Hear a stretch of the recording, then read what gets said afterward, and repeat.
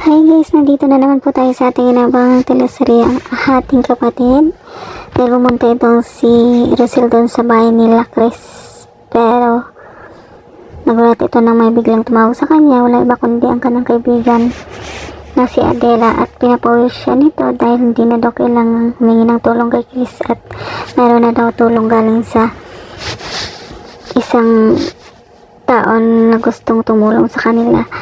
At syempre sa gulat ni Rosel, ayan, umalis bigla doon sa lugar nila Chris kung saan nagdating niya doon sa kanilang bahay. Nagulat ito dahil binigay sa kanya ni Adela yung sobre, at nung binuksan ni Rosel ang sobre, nagulat siya sa sobrang dami ng pera. At ngayon na nakalilikom sila ng 1 million dahil sa dagdag na tulong ng tao na wala namang nakasulat doon sa sobre kung kanino galing.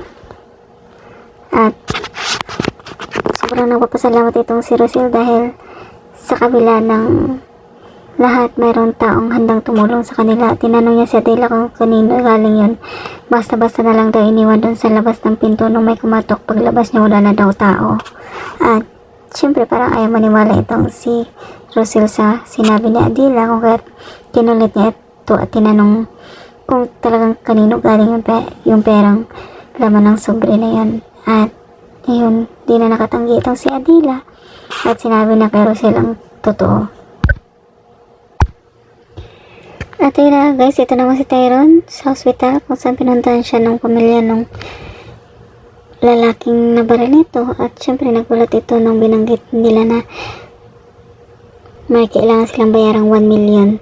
Kung kaya tayo na nga, biglang dumating naman itong si Rosel at tinanong ni Tyrone ang kanyang nanay bakit ganun ang sinasabi ng tatlo. Pero ayun, sinabi ni Rosel na may dala na siyang pera at kaya na niyang bayaran ko ano man yung mga sinisingil na mga nadanyos na mga ito. At gusto ni Rosel makasigurado na sa harap na abogado sila magkabayaran para mayroon silang kasulatan na hindi na nila gagambalain o galawin ng kanyang anak. At ayun na guys, ito naman si Adela dahil sa pagpapamilit ni